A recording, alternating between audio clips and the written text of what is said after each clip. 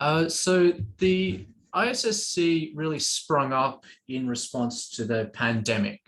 There was a feeling that the pandemic had just hit and this was going to have a significant effect on our students, and people were worried about community, a lack of community, and also jobs. And so the ISSC sort of sprung up around that. And so it was largely to help our students get jobs. But there's a lot of good things about the Department of Statistical Sciences, but one of the bad things about the popularity of statistics is that it means that we're very large. And that means that you can have undergraduate classes that are 500, 600 people strong, and you can go through your whole undergraduate degree and not really have a chance to work really closely with a professor or with as part of a small team. Also, traditionally, the department is very strong with theory, and of course, what we need a lot of is people who are very comfortable with data. And so I sort of see the ISSC as filling both of those roles. So students get experience working on a very applied data set as part of a small team. And at the end of it, they have something that they can show an employer saying, hey, this is the best work that I can possibly do, and it was part of a team. And so therefore you should hire me. So that was why I'm so excited about this ISSC program. So today we have 3 teams, and Sam, do you want to do the introductions to the first one? Sure. So the first team, all 3 teams had won some type of award during the ISSC case competition that was held this year. And the theme of the case competition was to talk about how livable Toronto is, or how not livable it was. Most teams had used the Open Toronto Data Portal, as well as some previous census data. The first team had won the Best Insight Award, and they are the team Prospective Analytics. And most of their insights had come from using a particular economic measure to look at how livable Toronto is. So I'll let the team take it away. I'm not sure which one of you is going to share your screen, but feel free to get started. Okay, yeah, I'm going to share.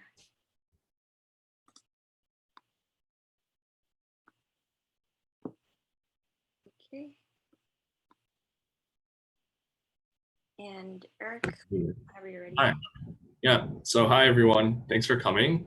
Yeah, Ashley, if you want to paste our little blurb in the chat, you can do it now. But yeah, thanks for coming to our presentation about how presentable Toronto's livability is, and thanks for the introduction, Prof. Quintano. So we are Team Prospective Analytics, and we're analyzing Toronto's livability with a target audience as the Toronto City government. Particularly, we're analyzing the livability on both the neighborhood and city level with specific relevance towards potential and current immigrants.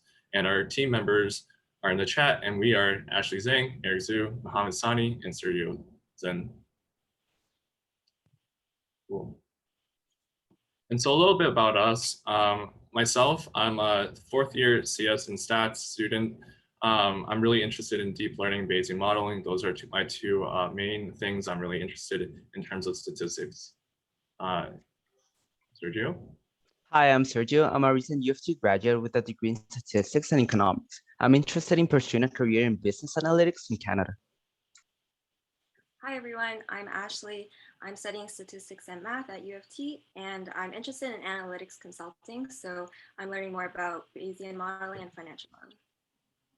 Hi, I'm Mohammed Tsany, and I'm a 4th year student studying stats and economics.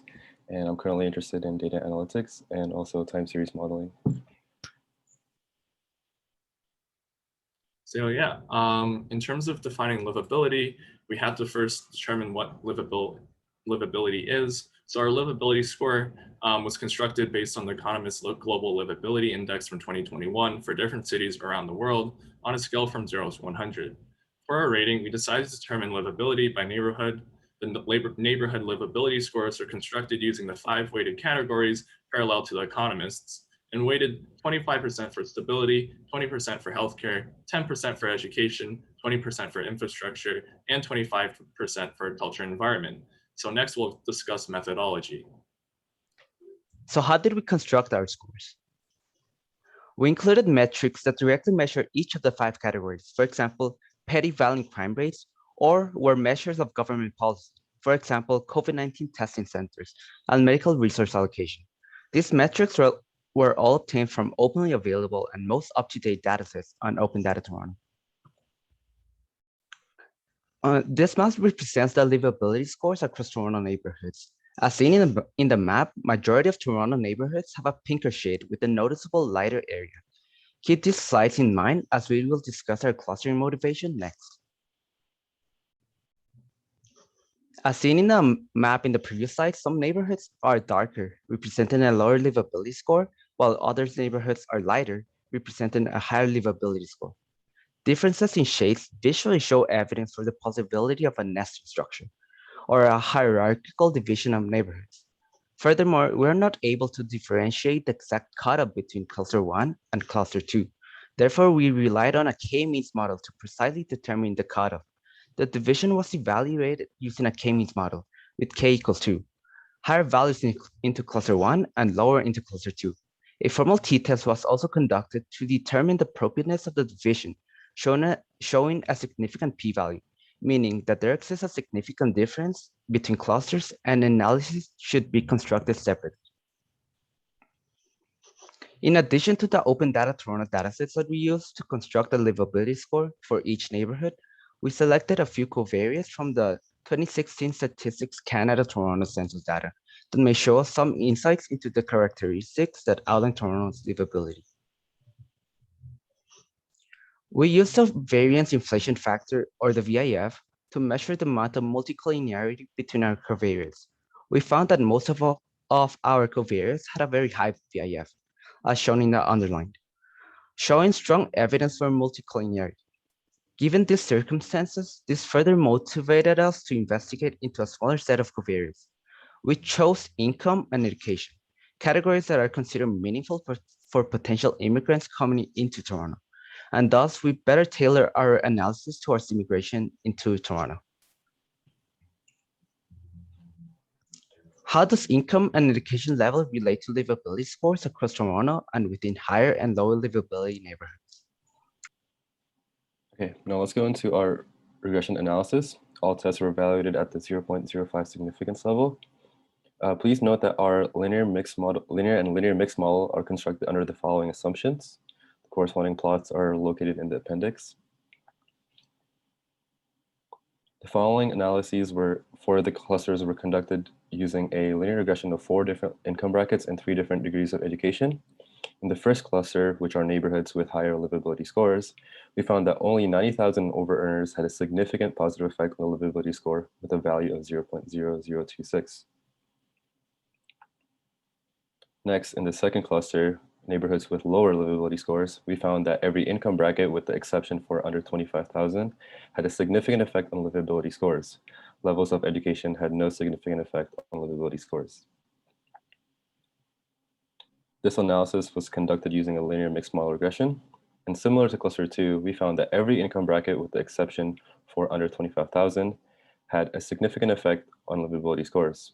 Education had no significant effect on livability scores. Now moving forward to our conclusion. So overall, we found that the highest income bracket had a significant effect on neighborhood livability scores in the positive direction for both clusters and at the city level as well. And this could suggest that high earners tend to move to neighborhoods with higher livability scores.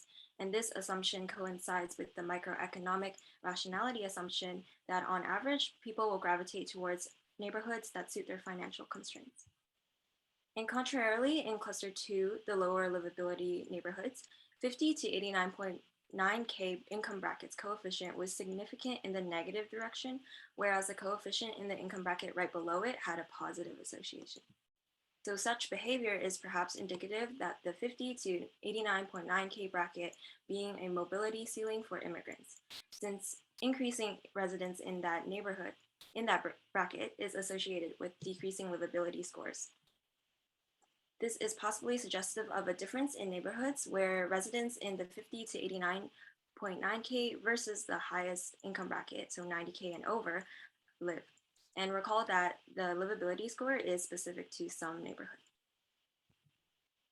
For future research, more up-to-date datasets and relevant subcategorical datasets will be used to reproduce a present-day insight on the livability of Toronto, such as using 2021 census data when that becomes available. And like I mentioned in the previous slide about the difference in neighborhoods, we also did see some evidence of this when examining individual neighborhoods such as Mimico and waterfront communities. However, analyzing education's effects can be improved by conditioning education level against work or age, and further investigation should be conducted to make accurate inferences. And next, given our analysis, we can use our findings to advise the City of Toronto to look into possible gentrification of city and policy remedies.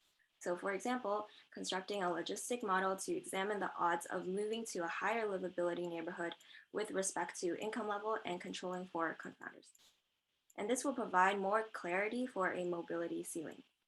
And lastly, we can expand the scale and perform this analysis on a Canada-wide level. So that concludes our presentation on how livable is Toronto. Thank you for listening, and we are open to any questions. Thank you very much for a very interesting presentation.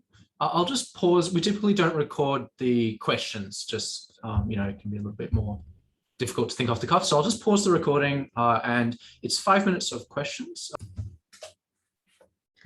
Alrighty, so the next set of presenters had won the Best Presentation Award. And so it was noted by multiple judges. Actually, I think all judges that looked at them had deemed them the best presentation for their well-paced and well-presented slides. So I'll let the team called Statistically Significant take over and start your presentation. All right, thank you, Sam. Let me just share my screen. Oh, could you enable me to screen share, please? The host. Oh, Yeah, you should be co-host now. yeah, got it. Thank you so much. Okay. Okay. All right. Let me know if you can see my screen. Yeah, perfect. Perfect. So hi, everyone. We would like to begin by acknowledging that the land here in Canada is a traditional territory of the First Nations, Métis, and Inuit people. Today, Canada is home to many Indigenous people from across Turtle Island, and we're grateful to have the opportunity to live and work in these communities. Thank you for taking the pause with me. Now I'll hand it over to my team to start us off. So we are Team Statistically Significant, and we geared our presentation towards young professionals looking to move to Toronto. So we analyzed the various factors a young professional would consider when making this decision, and our presentation won us the Best Presentation Award at the ISSC's case competition. Now we want you to meet our team. I am Aliza, and I'm studying at UFT. I'm studying like a very wonderful combination of statistics, mathematics, and computer sciences. And I aspire to work as a data engineer or a data analyst after graduation. I'm Chloris. I'm a rising senior at UT. I study applied statistics, and I'm also a business analyst. I'm an intern at CNBC. I'm Janhavi. I'm an incoming third year at UFT, majoring in economics, and I'm minoring in math and statistics. I would like to work as a data analyst or data journalist on graduation. I'm Jose. I'm an incoming fourth year student at UFT, and I'm doing a major in statistics and a minor in computer science. And this summer, I've been working as a research assistant. For the purpose of this presentation, we surveyed 28 young professionals in Toronto on what they prioritize the most when deciding to move to Toronto. And as you can see, that most people prioritize infrastructure economy and the culture and diversity in Toronto. In the next slide, we can see that we also had the participants rank the indicators from 1 being the lowest to 3 being the highest. And as we can see that most people consider Toronto to be a diverse city, and they also ranked safety, infrastructure economy, and public transport as average. Meet Liza. Liza is a persona we created based on our survey individuals. So for the purpose of our presentation, we'll find a livable place for Liza. Let's start by taking the look at safety, particularly the neighborhoods to avoid based on different crime rates in 2020. And please note that the legend here is standardized to the number of crime per 100,000 inhabitants. And we can see that for assault, break-in-enter, and robbery rate is higher in Old Toronto region, particularly in Midtown and downtown. For auto theft, theft over, and shooting is higher in Northern Etobicoke area and some areas in North York. So to turn our attention back to livability, we have found the top 10 safest / livable neighborhood in 2020. And to make sure that this is not an outlier due to the pandemic, we also plotted the trend from 2014 to 2020. And we can see that for low crime rate neighborhood, they're generally safe over time. And we have even seen reduced crime rate in 2020. And for high crime rate neighborhoods, we have seen higher fluctuation in those neighborhoods, and some even seen rise in crime rate in 2020. And we can also see that Toronto has a much lower crime rate than Canada and is comparably a livable city in the sense of safety. Now I'll pass it over to Aliza to talk about culture and diversity. Toronto is thought to be one of the most diverse cities in the world. So much so that even the motto of the City of Toronto is diversity, our strength. We're going to investigate how diverse Toronto really is. As you can see in the slide, the colored countries represent the ethnic origins of people who immigrated to Toronto. The darker the color, the more people immigrated from that particular country. As we can see that China and Philippines hold the title of where the majority of immigrants come from, with them amounting for 10.38 and 9.37 percentages respectively. As we move to the next slide, we observe the most popular languages spoken in Toronto, except for English and French. This graph shows some and not all of the popular languages, which further confirms the diversity in Toronto. As you can try to read the bar graph, you can see that Mandarin is the most popular known language in the city of Toronto. The heat map on the right shows the proportion of different types of languages spoken in Toronto, with the majority being the official languages, followed by non-official languages, and so on and so forth. In the next slide, we see how the cultural index and the linguistic index varies within the neighborhoods of Toronto. The bigger the size of the bubbles in the map represents higher cultural and linguistic index. As you can see, the circle that has been marked on both the map shows the regions that have highest cultural index and linguistic index. And these kind of show the region which we now know as the Old Toronto. Next, we move to economic indicators. So employment opportunity is a large reason for young professionals to move to Toronto, and 39.3% of our surveys said that it was their most important deciding factor. So I analyzed different economic aspects which might entice a young professional to move here.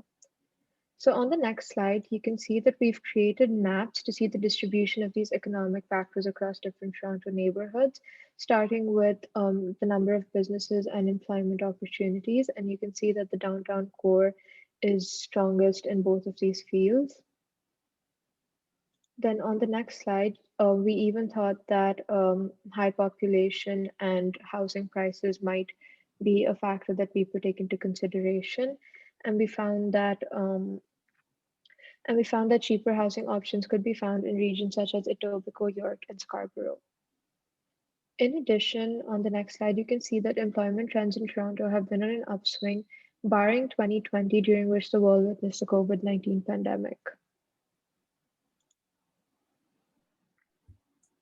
And so regarding public transit, from the census of 2016, we can see that in Toronto, even though the biggest mode of transportation is by car, over 24% of people, of working people, commute to work using some kind of public transit.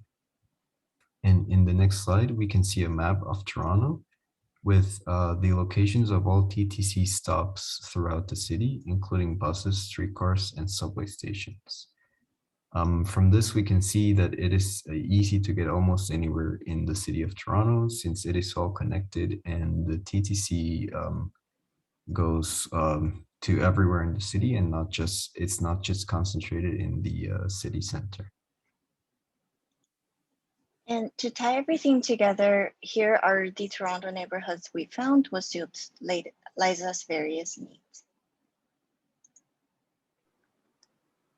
Now we come back to this particular slide in order to give Toronto a livability score based on how participants rank the diversity, safety, infrastructure economy, and public transit in the city. In the next slide, what we did was just compute the averages, giving Toronto an overall livability score of 0.78 or 78%.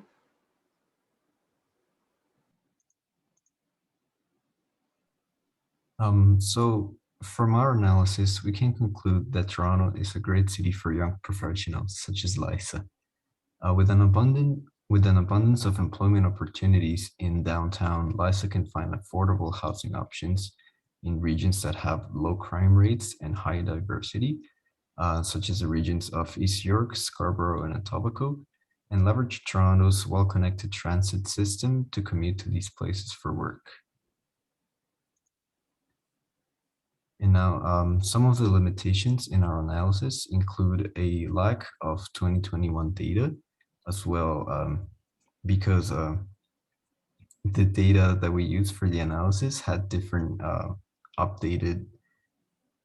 updated at different times. And so having the 2021 data would have more cohesive data for the 4 different analyses.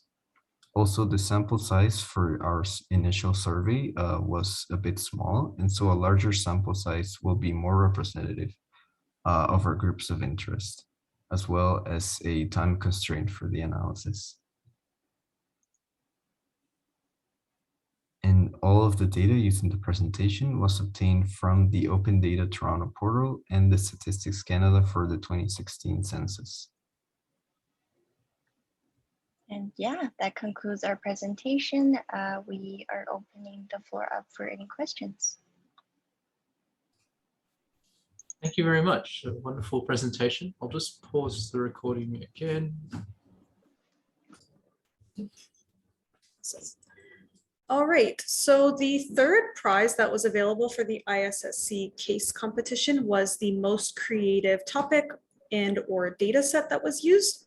And the next team had won that. The team's called 0.05, and they had, what really stood out was that they had used some childcare data as well as air quality data, which was not introduced by any of the other teams that submitted for the case competition. So I'll let 0.05 take over and start their presentation. Yeah, sure. I will share the screen.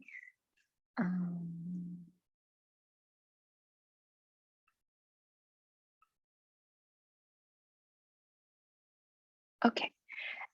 So we are group 0.05, and we analyzed the data from Open Data Toronto to check if Toronto is livable for newcomers.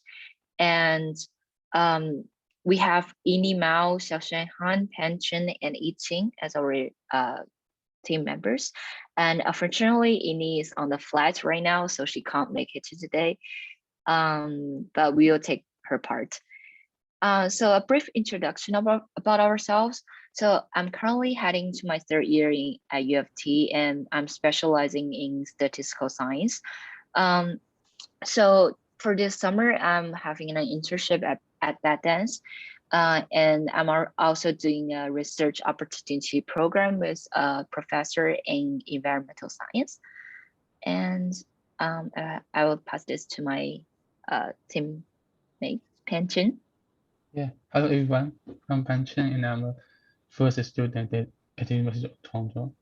And I study computer science, but in this year, I joined statistics major because I find statistics very interesting to me, and I believe in the use of power of data to reveal some useful information and patterns. And during the summer, I'm also working for a CIS lab called IAI. And yeah, that's me. I will pass it to Yiqing. Hi, and I'm Yiqing, and also you can call me Sally, and I'm a 4th year student of U of T, and I majors in mathematics and statistics, and I currently work as a data analyst intern in Fortune 500 company. I'm not sure you guys heard about that. Like, Bosch is a automobile company, and I basically contributed to the structure of the slides for this speech. Yeah, so yeah. So in today's presentation, we'll walk through the first part, which will be defining the livability of a city, and then we will go through employment, income, safety, including crime rate and COVID-19, and transportation and childcare, and eventually we'll go through the environment part. So this project aims to explore the livability of Toronto for newcomers and those who are considering moving to the city. So for people who are considering to move to Toronto, it is very important to understand whether the city is livable or not from various perspectives, including employment, income, safety, transportation, etc. So our definition for livability is that a livable city can support the safety, well-being, and quality of life of people who live and work in them. Now we'll talk about employment and income in Toronto. So from the summary table, we can see in the past 10 years, the proportion of total employment growth rate is 11.7%, 11.7%, and since 2010, especially for part-time employment, it increases by 18.4%.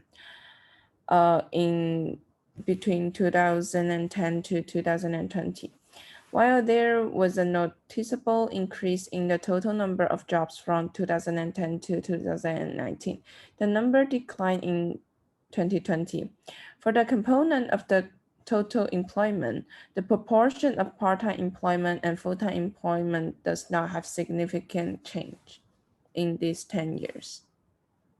And in this pie chart, it indicates that office, service, and retail make up the biggest proportion of the new business. Newcomers need to keep in mind the diminishing amount of opportunities during the COVID-19 pandemic. From the chart, we can see the average income is higher than the overall Canadian average income from 2015 to 2019, while Toronto's median income is lower. Thus, we can consider as income disparity in Toronto is larger than the gap across Canada. For the same job, we consider pay has sharply risen for highly educated people. People who get a higher education level would be more likely to find a high salary position in Toronto. So that would be more welcome for people who have post-secondary degree.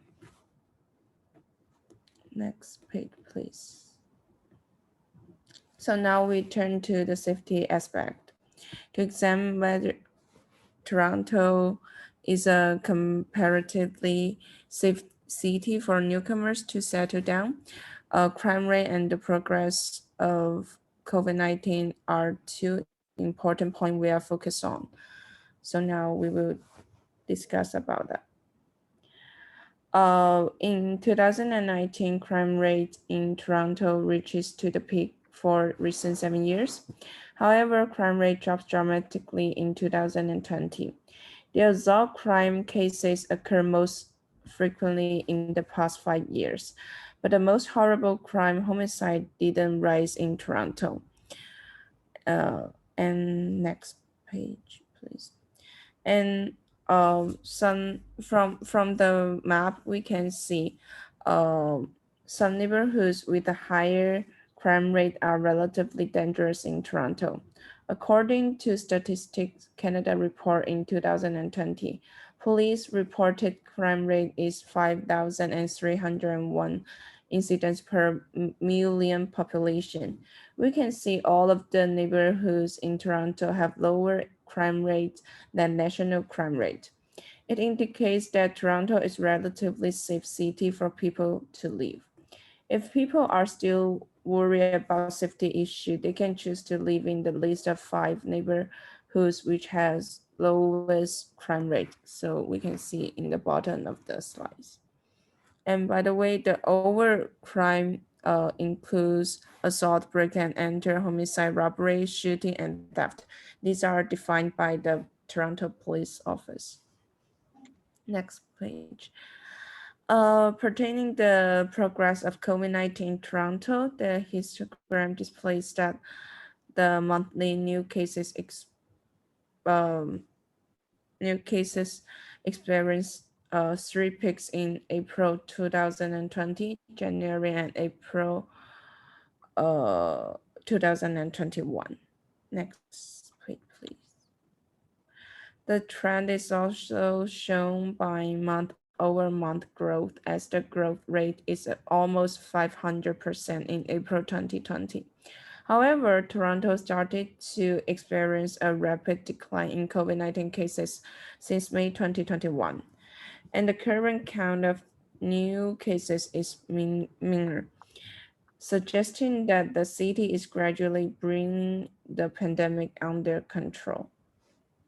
So overall, like for the COVID-19 pandemic, I think Toronto is gradually recovers from it. Yeah. Okay, and now I will talk about the transportation in Toronto. Transport plays an essential role in a lot of activities. And first, by visualizing the traffic volumes at all intersections for all modes in Toronto, it can be seen that most people prefer automobiles. It could be possible that driving cars is more convenient for mobility around the city instead of bussing, cycling, and walking. And also, a decreasing trend of like traffic volumes can be seen from the from the end of 2020 to the beginning of 2021, and that is possibly caused by the pandemic. Second, oh, wait a minute. Okay. Second, we analyzed the TTC subway usages, and it can be seen that Union Station, St. George Station, and Shepherd Yonge Station, Kennedy Station, Bloor Yonge Station, they have the top 5 amount of usages in Toronto in the year of 2016 and 2017, and it can be seen that the amount of usage between 2016 and 2017 is relatively very similar. So we think that taking the subway is like a stable transportation tool for most people.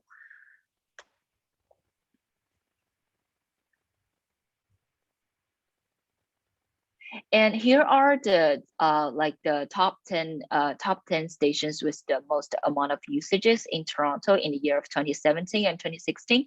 And it can also be seen that in those 2 years the amount of usages of each station is like has a relatively same amount. And so we find there are 2 key findings from the TTC subway station usage data. And first one is that there are similar amount of usages between year of 2016 and 2017. And it can also be seen that like more usages of TTC subway stations probably indicate denser population around that neighborhood or area. And in relating to livability, we actually think that it really depends on what type of people, what type of life people would prefer to have.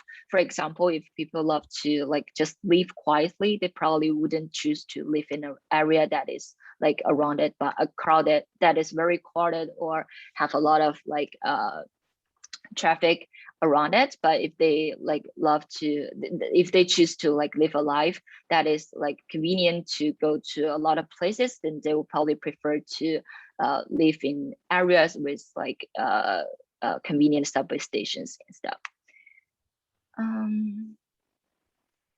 Sorry, my computer stucks.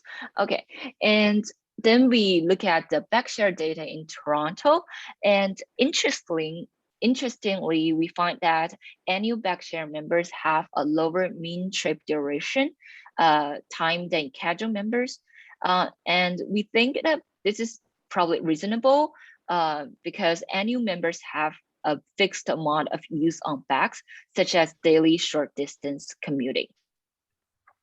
And similarly, we did the same thing as what we did for the amount of usages for subway stations. Here are the some most frequent use of bicycle stations in Toronto. And now I'll pass on to Pan to talk about childcare. Yeah, okay. As we know, childcare is very important because it allows parents to work full-time without worrying about leaving their children at home or paying for babysitters, especially to newcomers, because newcomers usually need to invest in settling down in the city. Additionally, childcare centers also provide children a chance to develop preschool knowledge. Our analysis shows that childcare centers are more concentrated downtown. However, even in a deep scholar area, 100 children only share about 50 slots. It means another 50 children may not get the chance to be enrolled in a childcare center. Yeah, and now we can move into air quality part. The result is actually very inspiring because we see PM 2.5 and PM NO2 drop down, especially for NO2. The decrease is almost 30%. And also, as we know, air quality matters for people's health. Like NO2 can bring some respiratory disease risk. And NO2 is even one deadly cause of COVID-19 cases during this pandemic. So we are very inspired to see improvements in Toronto's air quality. Yeah. Yeah. So in conclusion, we think Toronto can be considered as a livable city based on our previous data explorations. And we actually, like based on what we did, we find that people who accept post-secondary education tend to have higher paid jobs. COVID-19 pandemic situations getting better. Automobiles are usually preferred when moving around the city. Convenient usage of subway and backshare are applied to most of people in Toronto. And childcare centers are not evenly distributed within the city. And lastly, air quality has been improving since 2014. We think further research in more diverse aspects and more interesting data sets could be done to make our analysis more convincing and reliable. And that's it for our presentation. Thank you. Thank you very much. A very great overview of Toronto. I feel like I know my city much better now. Does anyone have any questions for our team? I'll just get started, and please raise your hands if anyone else has any other questions. Just 5 minutes. Oh, we should pause the recording.